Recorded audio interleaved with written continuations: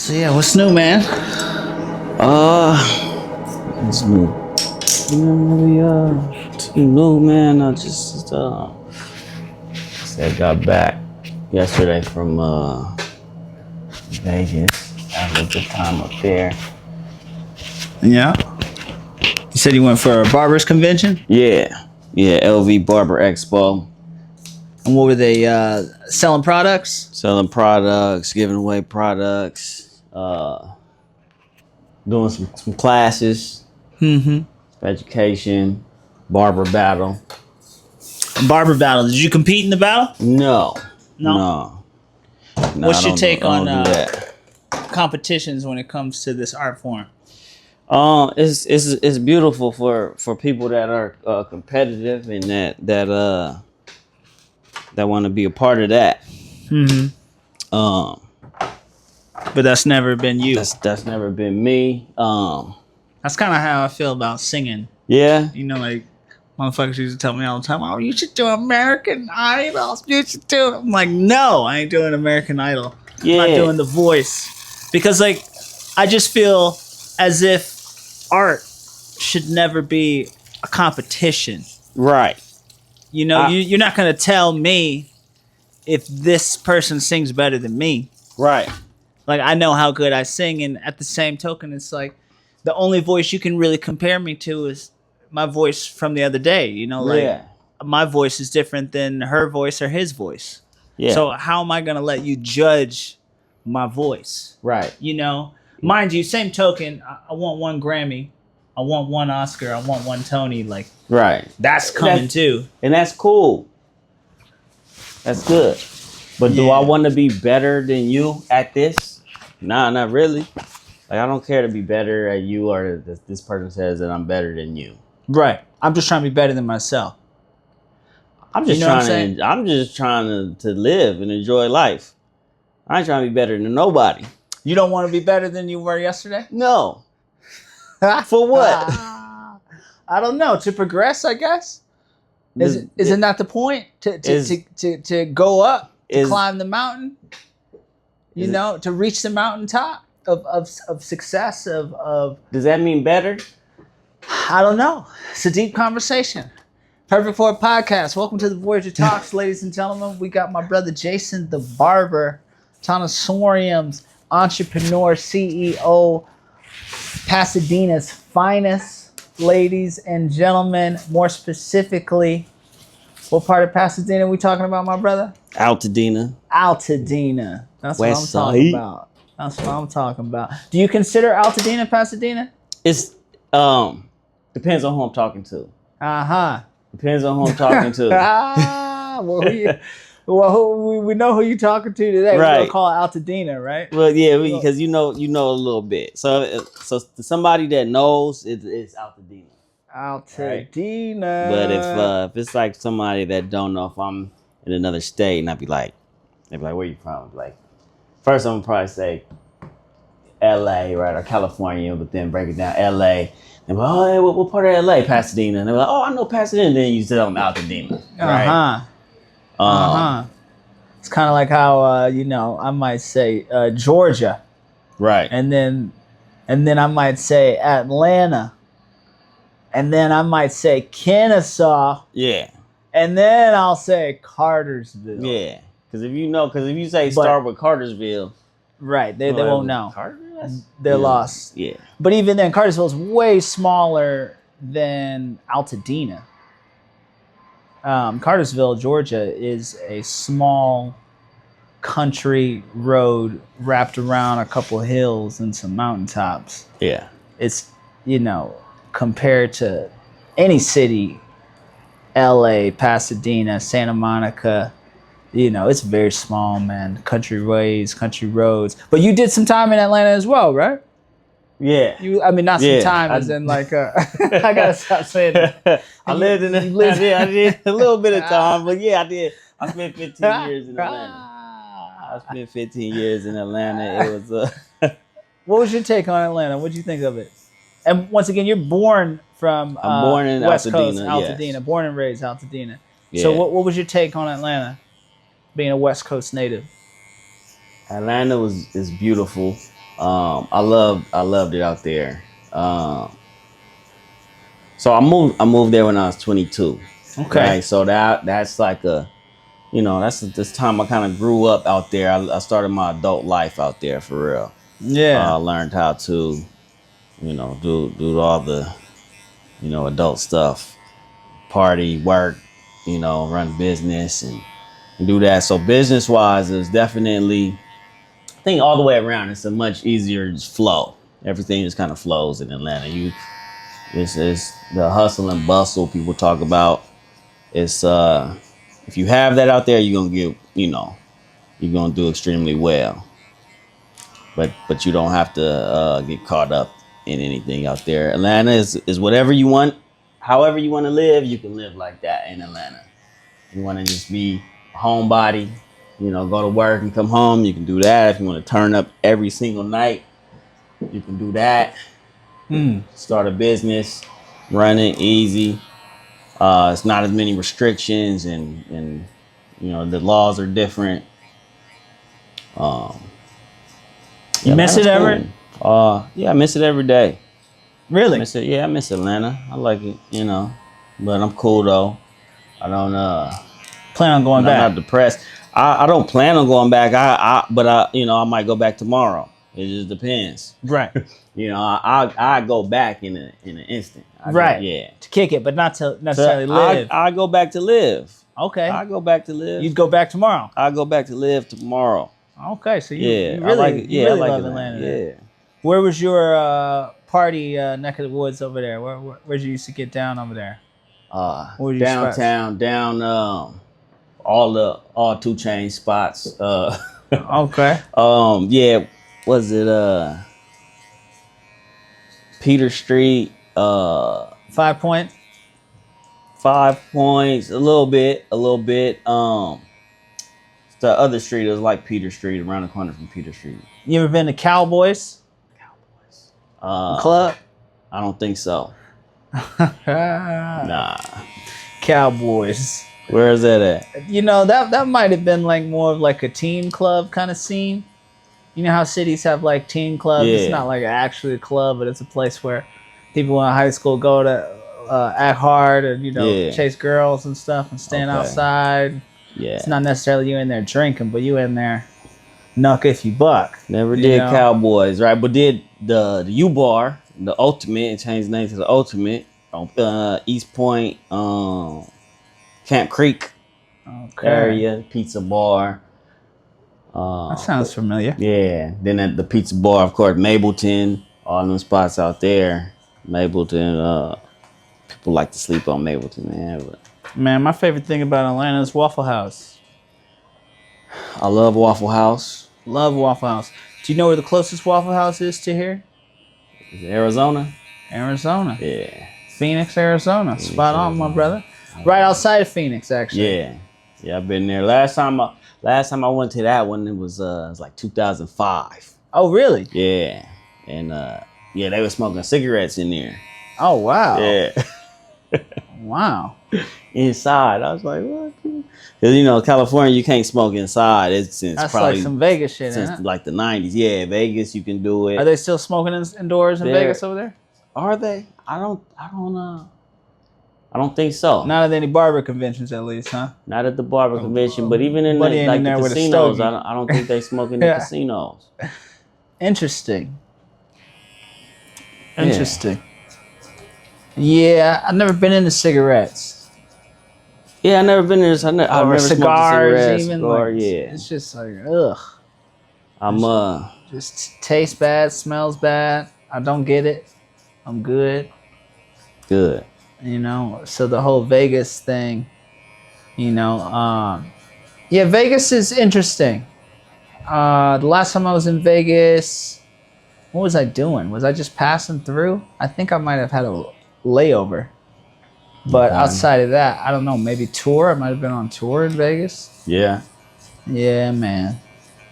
Yeah, Vegas is cool though. I like Vegas. Yeah. How many days were you there? Got there Saturday night, left Monday morning. Okay. So yeah. You partying at all? It's party. I didn't Vegas party. So for the expo, there was a pre-party the night before on Saturday night. So hit that. And then woke up the next morning and partied all day at the expo. And then that's it. I didn't go out. In between, I went and spent $20 in a little slot machine. Lost that real quick. Okay, so you like slots, huh? I got a like-hate relationship with slots. Like-hate, not a love-hate. Yeah, they cool. They all right when they ain't being stingy. Okay. You ever do any other gambling besides slots? Nah, not really. Nah, I have here and there, but yeah, I don't know. I think it's easier for me to lose to a machine than it is to lose to a person. Like because I get kind of upset. Like I said earlier, I'm not that competitive, but I don't take my money. I don't take. I'm gonna see you outside. Yeah. might feel a type of way. Yeah, the machine, the slice is one that I like. It's the Oompa Loompa one. You know what I'm saying? Oompa Loompa. Yeah. What's his name? Willy Wonka. Oh, okay. So I feel like at least you having fun. They flipping and singing songs. You know what I'm saying? While you lose your money and it, but it is fun. Okay. I'll have to check that out. Yeah, so that's the one I look for. Oompa Loompa slot machine. Okay.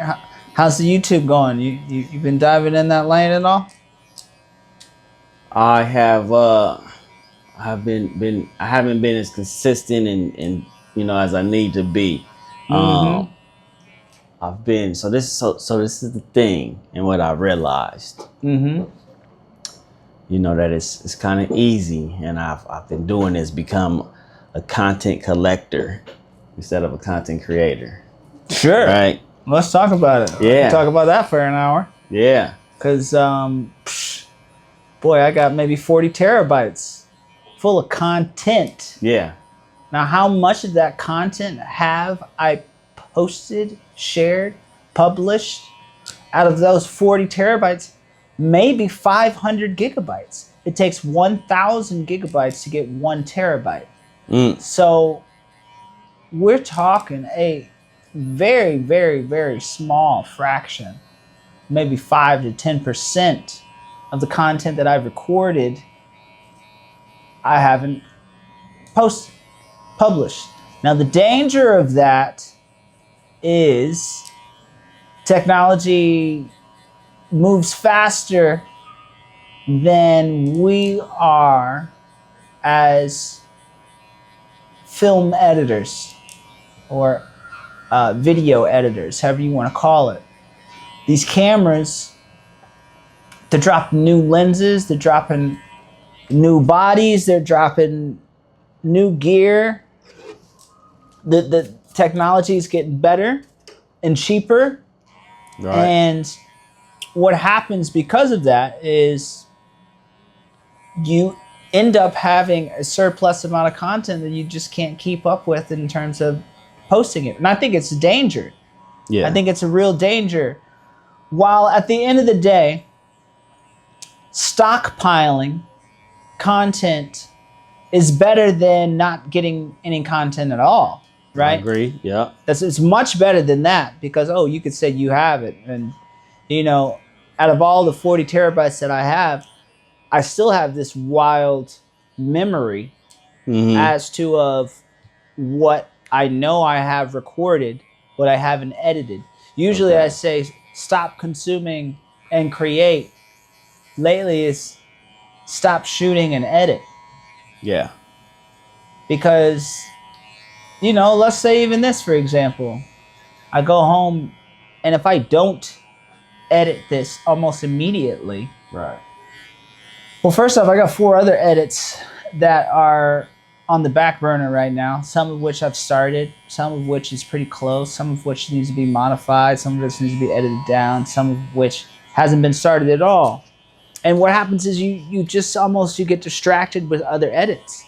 And before you know it, the thing that you should have edited immediately is long gone in some folder on some hard drive somewhere that you almost have a hard time locating. Right. You know, they say something along the lines of, well, as we've discovered, you might not be interested in this, considering how the top of this conversation started. But based on this point of the conversation, they say successful people do things right away. Right. And unsuccessful people put things off till tomorrow. Yeah. And putting things off till tomorrow is really, what's that going to do? It's just going to make you forget about it. Right. And then what's going to happen is you're going to think about something else that you want to accomplish, and a new objective will come along, and you're going to want to do that. And you will fall into that same trap of, okay, well, let's just say even for filming, for example, okay, I filmed it. Right. I did it, but I didn't use it. I didn't edit it. I didn't share it. I didn't publish it. And then it almost takes all the work away. It almost makes it disintegrate, especially if you go on to never put it out there. Right. And at the end of the day, the other danger of stockpiling all this content is you're only gonna get better with each piece you film, with every picture you take, with every light you set up, with every camera you set up, with every tripod, you only get better and better and better and better. So when you do it only 50% just to do it, it's like you're almost shooting yourself in the foot. You're just learning half of it, you know? Right. And in the other half, it's like working out one side of the arm. Right. Or only doing curls on the right arm. It's like, okay, you're curling all day on that right arm, and that right arm is strong. You're filming everything. You've gotten really good at documenting everything. You've gotten really good at just showing up to the shop, setting your camera up, catching some time lapses, catching a cut that you're going to do, catching a conversation. You're great at that, but then you save it, and then we never see it. Right. And what's going to happen is that other arm is going to get real weak. And that other arm is going to start kind of looking crazy compared to that right arm, which is all swole and beefed up. And then somebody see you walking down the street, they're like, yo, what's going on with that other arm? Right. And, you know, you don't want to get caught lacking. In that department, you got to work full body. So it's just important to edit the photo and publish the photo as it is to take the photo. It's just as important to edit the video and publish the video as it is to create the video and edit the record the video. And I'm very guilty of all of this. Like I said, I have at least 39 terabytes of video and photo the world has never seen. Right. Some of which is probably really good. But because I got in my head about procrastination, or I want to do something else first, or I got distracted on another objective, who knows what that could have done? And who knows if I'll even ever get the opportunity to get it out in the first place? Because I can't stop filming. I can't stop creating. I can't stop documenting the life that we live, because every day we're going to do something new, and every day we're going to get a new tool or have a new energy or a new mindset that inspires us to get the camera out in the first place and record it. But the trick is to become just as obsessed with the edit and the publishing, the sharing, as it is the recording. Yeah. That's what you're doing it for. That's why you're recording, so you can share it. Right. Right. Right. So I guess you got to remember your why. Right. You're doing this to share it. So what good is recording, capturing it, right? I'm not going to put it out. Right. It's like going to the gym. Gym's empty. All day you're working on your three-pointer. All day. Day and night. You're in the gym. You're working on that three-pointer. All day and night. Day and night. And then the homies hit you up. They're like, okay, let's go. 3-on-3. And you don't show up. You might have a crazy three-pointer, Right. but you never show up to the game. Never show up to the game. So nobody knows if you're any good. You don't even know if you're any good. Right. You might be able to go pro. Mm. And you don't even know it. All that work. All that work, all that practice, all that filming, all that data, all that time, all that memory. You know, it's got to go out now. And you got to trick yourself into doing that. Because if you don't trick yourself into editing it and publishing it as soon as possible, you forget about it. And it becomes old news. And then what also will happen is you'll become bored with it. Yeah. Now, if you would have posted it last week, it might not have felt so boring this month. Right. Because now you're in a new mindset. Right. And that's old. That's old content. Right. Which go ahead, what were you going to say? You've already seen it, right? So to you, it's old and it's boring. But to somebody that's never seen it, like what you did it for, because you didn't do it for yourself, did you? Or right. You do it to share. Right. They've never seen it, so it will be new to them, but to you, it's old and boring. So it's just like, whatever. Right. Trash it. Right. If you're making content in 2025 or 2026 for yourself, you probably have a problem. If you want a bunch of people to see you and like you, you probably have a problem. But if you're making content to share it because you want to grow your brand or your business, okay. You don't have a problem. You have an objective. And yes, we're creating videos to bring awareness to our brand by providing value to the viewer. If there's no value for the viewer, why would they want to watch it? People got stuff to do. That's why, you know, I think the cheat code is giving information that people find valuable. That's the cheat code. That's how you really freak the system. You know, whether it's a new product or breaking news, you know, if you can jump in a lane that's never been jumped in, that's how you really win, I think. Social media. But the hard part is figuring out what lane that is. It's so oversaturated. And there's so many things to do, and you can get so distracted. It's hard, man. So, how much footage do you think you're sitting on right now? So much I can barely, record anymore on my phone. So is that, however many gigs that is. Okay. I want to shoot some more. I got to delete something. All right. Now, boom. Let's stop right there. You want to shoot some more, you got to delete something. What if you deleted something to record something else, and the thing that you deleted was going to go more viral than what you just recorded? But you didn't even know it because you never showed it. Because you never showed it. That's why I got to share it, then delete it. Exactly. That's the answer. That's the answer. That's the way out of the dilemma of having too much content. Put it out there, regardless of how old and dated it is. And you know what? You can say, this was old. You can say, oh, this was me 5 years ago. Show 30 seconds of it. Maybe it doesn't have to be the whole 5 minutes, but even if you show 30 seconds of it, this is me 5 years ago. I was in a different shop. I was in Altadena. This is me now. I'm in Burbank. What's up? See, there's progression there.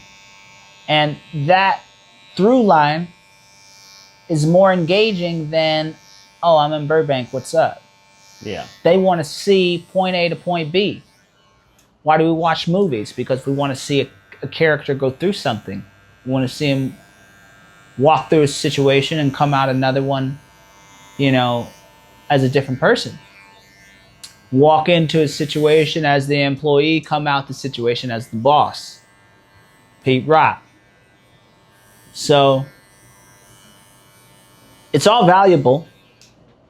And even though I have content of my home and there's no furniture in it, there's still something there. We might have too much furniture now. We might be throwing stuff away because there's too much stuff in our home now, but there was a time when there was nothing in there. So how can I connect those dots? And those dots are interesting because it shows progression. You know, I might have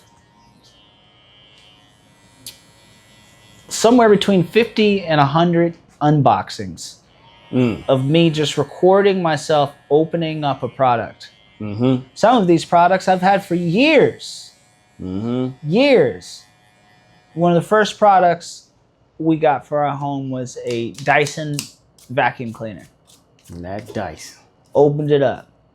Very expensive vacuum cleaner. And have never shared the unboxing of the vacuum cleaner. How do you think Dyson feel about that? Disappointed. But that vacuum cleaner and that model is still on the market. So the smart thing to do would be to put the video out. And maybe it's an unboxing of the Dyson vacuum cleaner one day. And maybe the next day, to connect the dots, it's here's my 5-year review of this Dyson vacuum cleaner. You saw us open it up yesterday, brand new. Well, here it is now, 5 years later. Here's what we think about it. Yeah. See, now there's value there because I'm not someone that just opened it up. I'm someone that's used the product for many years. Yeah. So, if you can relate that to your world. Oh, yeah. Same thing. Same thing. But, you know, we opening new clippers every day. Mm-hmm. You know, these T-Pop, you know, I've been using these since they came out 2-3 years. Mm-hmm. People want to know. People always ask, what's the best clippers? And then why? They want to know why. What's going to last? Battery power, all that. Mm-hmm. You know, firsthand testimony right here. Exactly. Valuable. And your experience is unlike anyone else's experience. Right. So it's an incredibly valuable experience. You have valuable insight on the product. You know the product. You use it professionally. Yeah.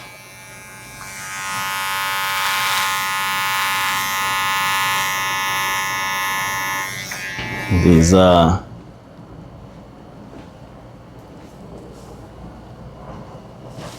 there's something I just picked up at the expo, fresh shape up. So what I wiped your line down with, and then like, look how crispy that is.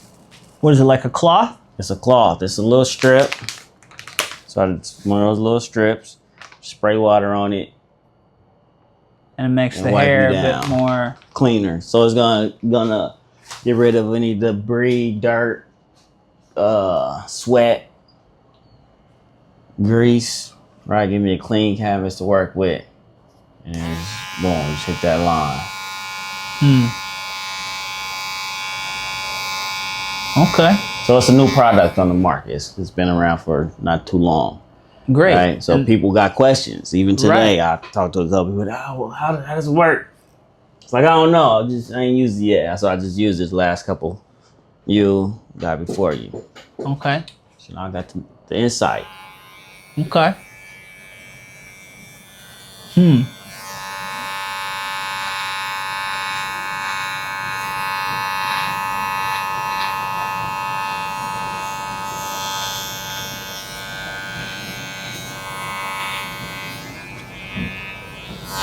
So I see you on Instagram on a regular basis. Yes. Are you on YouTube as frequently?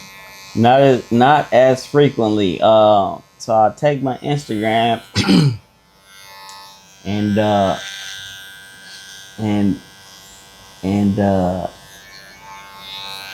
try to use the same content. So so I'll do the Instagram Shorts because it's, I can use the same format as Instagram. I mean the YouTube Shorts. Right. YouTube Shorts. But yeah, I just kind of be throwing stuff up there. I'm studying. So no, it's not as frequent, but I'll be on there. And I'm learning and I'm reading. And Instagram, well, YouTube and now Instagram, I realized it just kind of started showing you. It's like they really want people to create. So they're giving all these tips. You notice that on Instagram? It's like, hey, your last video did this. Try this, and then I think it was this morning. I was just reading all this stuff that they just kind of shot to me. They're like, you need to be doing this. That's hilarious. Yeah. I know exactly what you're talking about. That's Instagram trying to keep you engaged in creating content for their platform, right, so you can keep people on their platform. Right. Essentially. And they're giving you tips and tricks which are valid to create better content 100%. Right. Like that stuff that they're saying is proven clinically, through data. It works. Right. YouTube will do that too if you dig into the right menus on your YouTube studio. They'll judge your thumbnails. They'll ask you what your top video was, right. and and you can act accordingly. So yeah, that is there, and these platforms definitely, at the end of the day, they want you to make the best content possible. Right. So people will stay on their platform. That's it. So they're going to give you whatever they can to help you. And it's probably valid information. Yeah. It's got to be. It's coming directly from them. Mm-hmm. And they might even be gearing it towards your analytics, right? Right. It's possible. Yeah, that's what I've kind of noticed. What about horizontal videos for YouTube? Have you tried that yet? Yeah, haven't really been shooting those. That's the one, man. I'm telling you. That's the lane. And it's not as difficult as you might think it is. Yeah, I don't think it's difficult. I just always forget to turn the phone sideways. Yeah. I mean, don't get me wrong, the vertical stuff is good too, and you should definitely keep doing that. But maybe try doing your vertical piece for the day, and then maybe you can try an additional version horizontally. Right. But understand the horizontal, once you go horizontally, the lanes open up and the attention is allowed a bit more. Mm-hmm. People's attention spans go longer when it's horizontal. People's attention spans are quicker when it's vertical. Because, I mean, it's almost set up that way. Right. Vertically, your thumb wants to swipe up and get to the next thing. What platform goes from left to right? YouTube? I don't know. YouTube does have a button. So no platform that says left and right, but even YouTube, it goes up and down. Up and down. So yeah. Even if you want to check out the next YouTube video, you'll pull it down and then you'll scroll up and as you scroll up, you'll see more videos. But something happens when people watch content on YouTube. It doesn't happen on any other platform. When people watch content on YouTube, it covers up the screen. Yeah. And it makes you want to turn the screen. TikTok does that. TikTok is smart like that. Instagram is not smart like that. Instagram has a problem with that, and they're just going against the grain on purpose. I don't know why. But it's like, we want full screen. Like, you can go full screen on Threads. I might have seen some of your content full screen on Threads.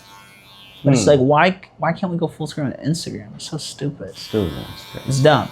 But once again, once you do go horizontal and it is full screen, you have an opportunity to have a conversation longer, right? Yeah. The individuals that are sitting here watching this right now understand that they're once they press play on this, they're not grabbing anything, they're not swiping in any direction. They're just gonna let it play. They're sitting there for a minute. So it's your job as a barber to figure out these topics that you could sit there and have a 10-minute conversation about. 10 minutes. And what's crazy is lately the videos for my YouTube channel, in which I'm just sitting there talking about an NPC or talking about being a producer, literally talking. Those videos do better than videos where I'm like making the craziest music I feel like I've ever made. Right. And it's just my experience that I'm having a conversation that people value. So you as a barber, man, you gotta have so much experience. You know, it could be anything. You can literally talk about anything. You just need to be 100% definite about whatever your conversation is. This is why a straight razor will always be better than clippers. You like coffee? Nah. No. Not really. Nah, I mean, I can't really be like, I like coffee, because you can't ask me questions about coffee and I'll answer them. Like, I'll drink a coffee here and there if it's sweet. I like to have a nice hot cup of coffee right before I turn this shit on. Yeah. And then I can talk my ass off for 10 minutes. See this? There's mushroom coffee, but I don't know if it ain't hot. But hey, I mean, But it was hot. Whatever's gonna make you talk. Oh yeah. You know. Oh, okay. Yeah. Coffee. That kind of coffee, right? I mean, I'm serious though. Like that's what this is.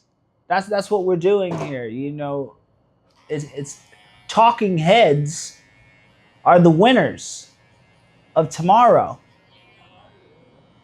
You know, your opinion, your experience, your value, your knowledge. Yeah, it's viral. It's viral, and you just have to become available. Right.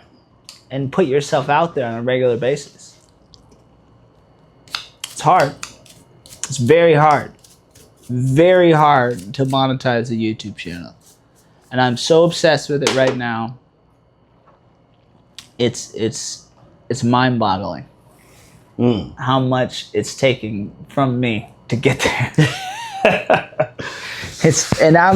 I'll be damned, bro, if I don't monetize this channel. And I'm giving myself 3 months. I got less than 3 months to do it. Because if I hit February, yeah, my shit's going down because it'll be a year from like my most successful videos. How do you think Bill Gates will feel about that? What you just said? He's gonna give up after a year? After 1 year? I mean, trust the process. Is that not a thing no more? it's like this. It's like this snowball of momentum. YouTube. It's different than Instagram. It's different than Twitch. I feel like it's really easy to monetize your channel on Twitch. It's really easy to make a couple dollars here and there on Instagram. YouTube, it's the granddaddy, man. It's the Google. It's the Google. It's the big Bambino. If you can make a successful video on YouTube, it goes to Google. Just think about that. Okay. Alone.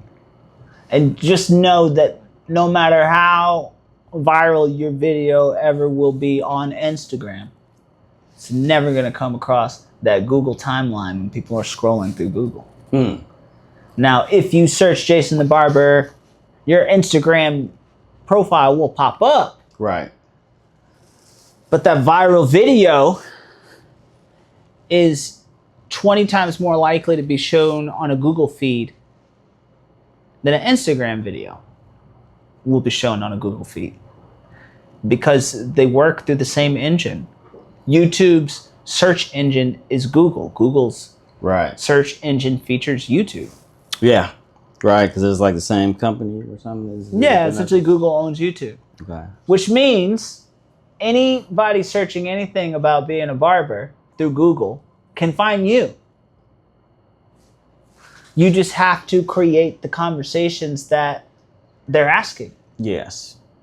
And you know these conversations because you go to these conventions, you talk to barbers, you talk to hairstylists day and night.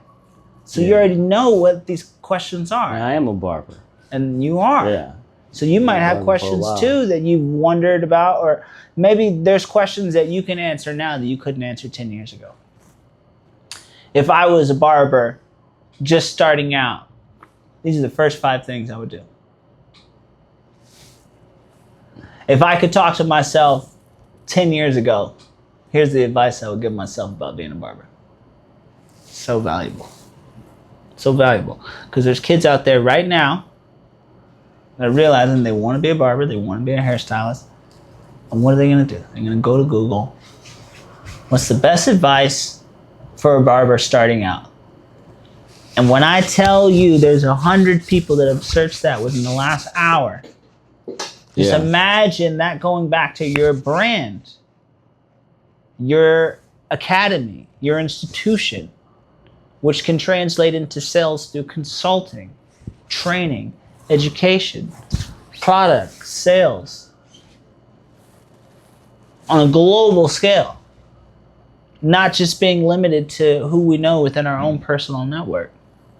Because YouTube every day is opening doors to hundreds and hundreds of thousands of people that are looking for whatever they're decided they're looking for. Yeah.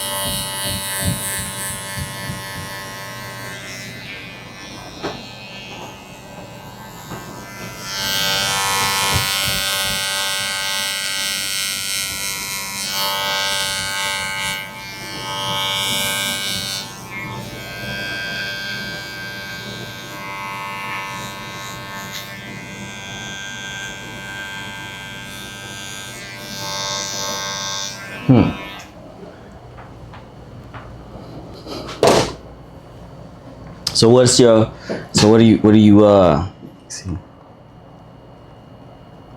So what's your advice, your number one piece of advice for somebody that's just starting out creating content?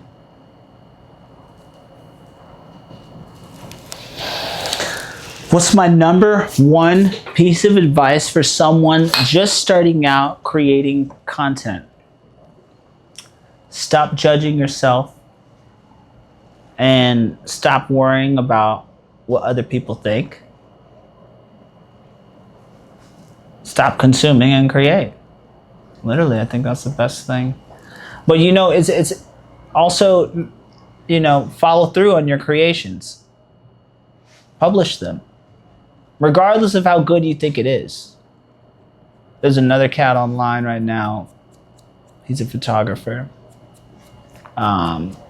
creative director, filmmaker. And his tagline, he says, make stuff even if it's bad. Yeah. And that kind of goes along with what I'm saying. It's kind of the same thing. Make stuff even if it's bad. Zooming in on that, he's basically saying, yo, keep shooting your shot into the basket. Because you're never going to make that three-pointer if you never take it. Think about all the times as a child you were trying to make a three-pointer. Maybe you were too short for it to actually reach, or for you to have the power to actually get that ball up there.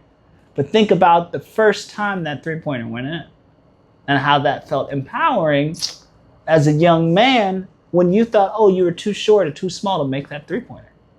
It's the same shit. Content creation. So many people are so worried about, oh, how many likes they're going to get and what their friends think, what their family thinks. Like, who cares? That's why I say Instagram, fuck Instagram. Yeah. Because that's all it is.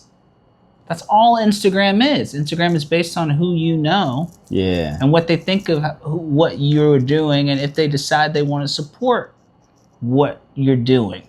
They're watching you, but they might not even support you. Right. Whereas YouTube, only the people that are watching you are supporting you. Right. They're only supporting you because they search for you in the first place. Mm. You don't go on Instagram and really search for content or for people. Right.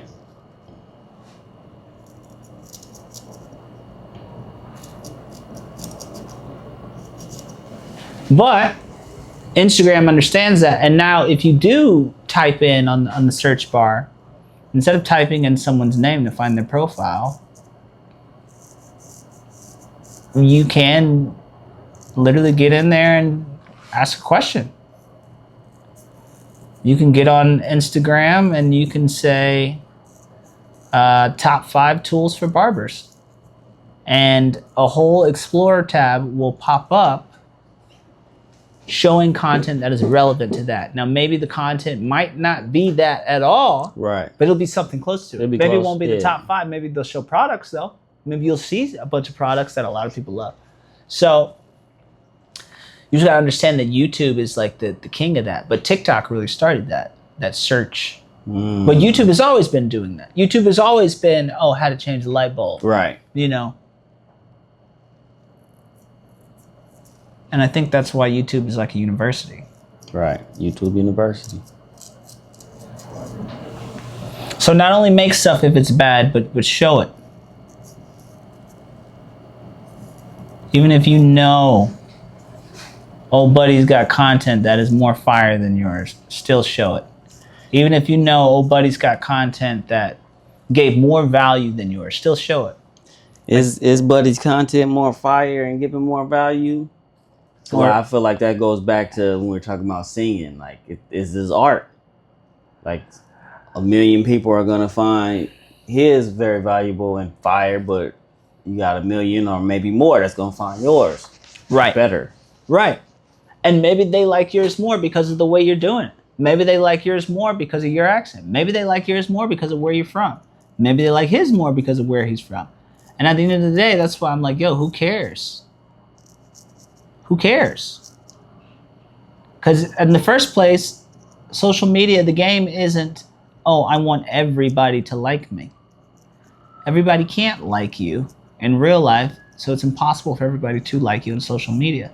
Especially with the way social media is moving now. It's literally about these certain topics or these certain avenues. You know, you got your photographers over here, they make this type of content. You got your gym people over here, they make this type of content.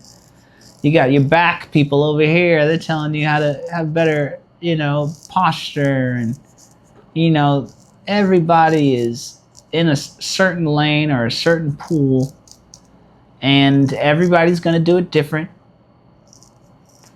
You know, you can copy someone as a blueprint and just follow their format. But at the end of the day, even if you do that, it's still going to be yours, you know? Right. Like at the end of the day, I can say, oh, I want to make a song that sounds like George Clinton. But it's not going to be George Clinton. Everybody's saying the same stuff anyway. Yeah. Everything's already been said.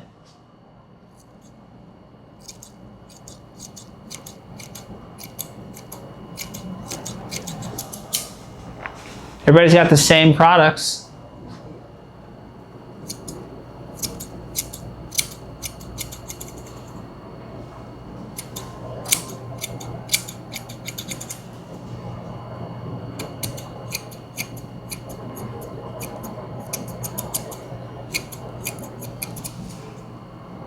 So much so that I really just get tired of hearing this shit. It's the same. It's definitely the same.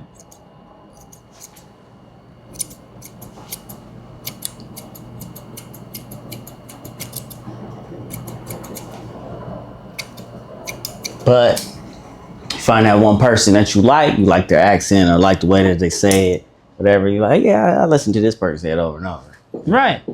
Saying the same dumb stuff that everybody else was saying, but yeah, I like the way they said it. Yeah.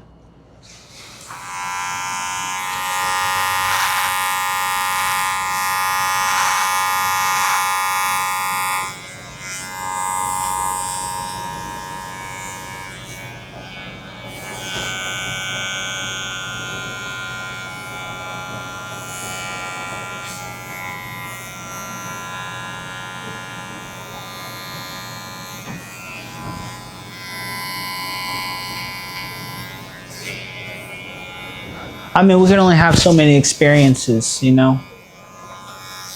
A restaurant can only be so good. Right. Only so many people can give it 5 stars to where it's like, yo, this is a 5-star restaurant. You know? A movie can only be so good to where it's like, yo, this movie was that good. And of course, some of which people riding the bandwagon, you know? It's, right. They don't even know how to have their own opinion. But that's why it's so pivotal in you doing it the way you do it. You know?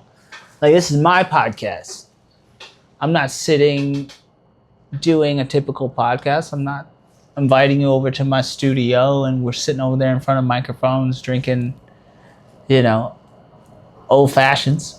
You know, like, that's not what we're doing. Right. Like, my shit is like anywhere, anytime. Anywhere, anytime. A conversation in the real world. You know, what seems unfiltered and organic. And that's the whole idea of this podcast.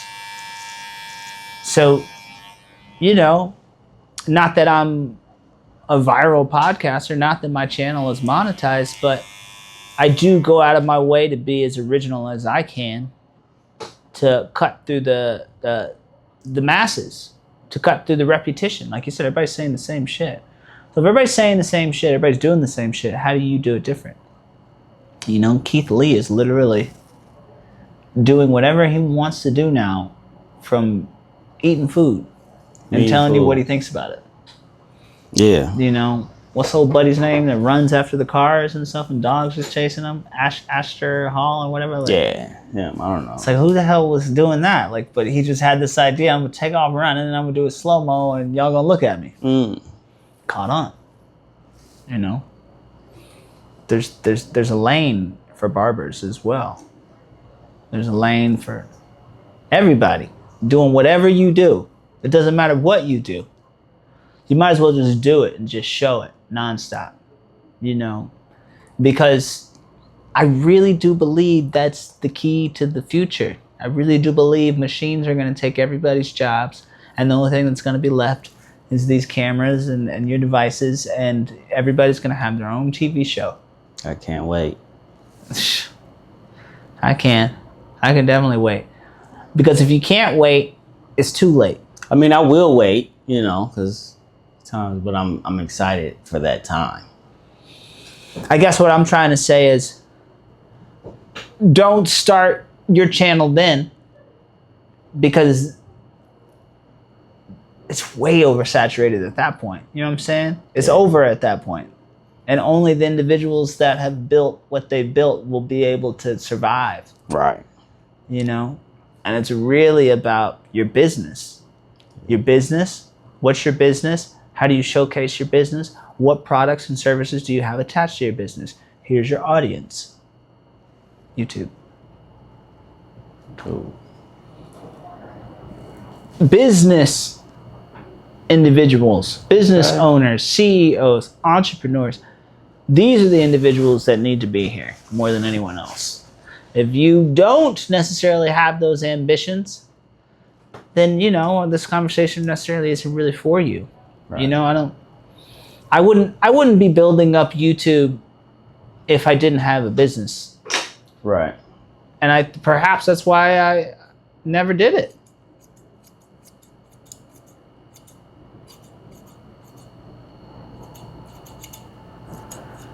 Right. But I wish I would have did it. I wish, I think YouTube is a lot like Bitcoin. Yeah.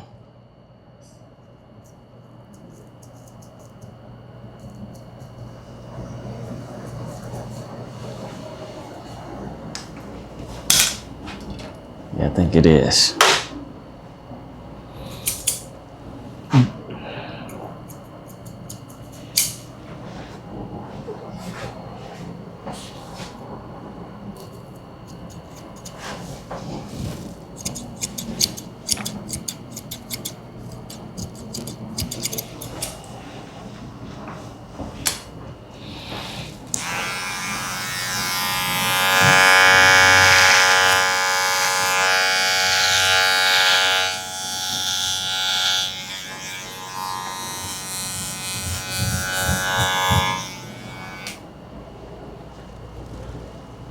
Yeah, man, I think that's a lot why I'm doing this. It's like, I have too many good conversations with you and Kyla to not try and capture it. You know? Kyla, what you doing? You on it? You on? She's coming up. Yeah. I've done this with Kyla before, but I didn't put it out. I've done this with you before, but I didn't put it out. Yeah. This one's going out. This one's going up. It's going out. Those other ones, I don't know. Will they turn into something? Maybe. Can I find the right place for it? Maybe. Otherwise, it's 40 gigabytes just taking up space. Yeah. And that's a lot of gigabytes. That's a lot of gigabytes. Yeah, man. This is the game.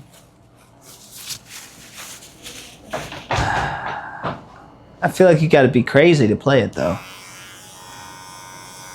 You definitely got to be crazy to play this game. You got to be crazy. I feel like you're crazy anyway, so why not just play it? I'm saying everybody crazy. Yeah.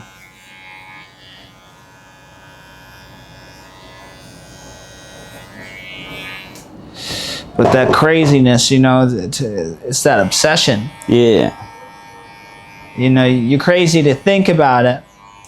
That's one thing, but to actually make it happen, you got to be obsessed. Yeah. Like most people sit on the balcony and they scroll through Instagram. Yeah. I sit on the balcony and I scroll through my YouTube analytics.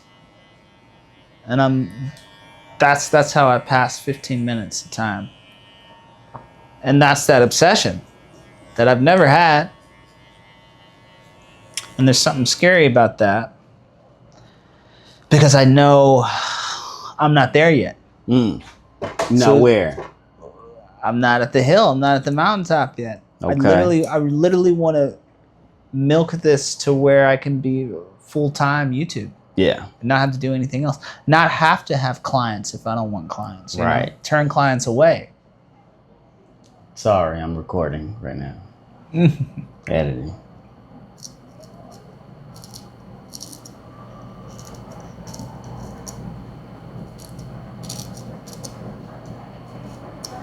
Your clientele becomes different.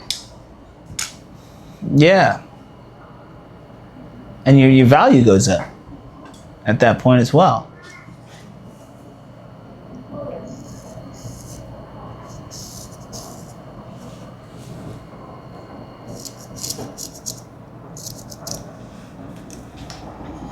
Yeah, man.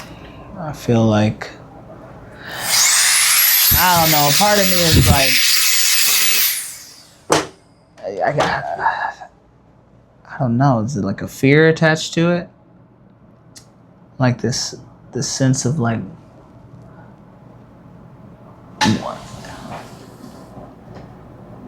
what is this?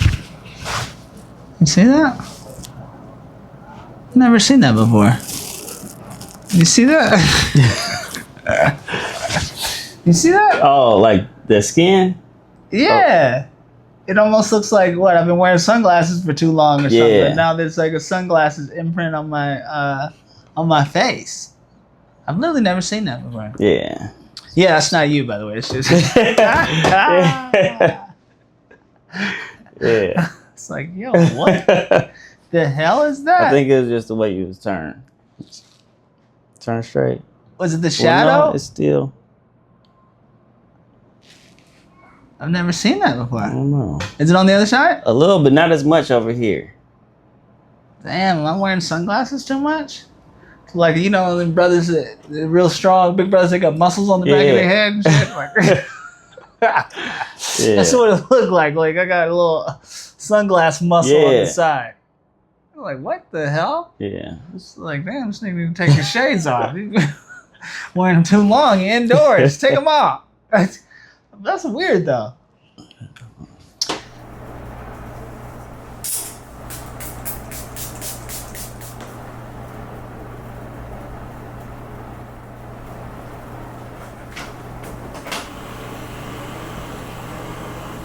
Yeah, my wife got me one of those for Christmas a couple Christmases ago. I just realized she don't never use that thing on me, though. Right. Yes. Using those things at home is like, a lot of people have them, but they don't use them. Right, it's hard to do it for yourself. Right. Somebody, you know, move that thing. Thank you, brother. Yeah, thank you. Thank you very much.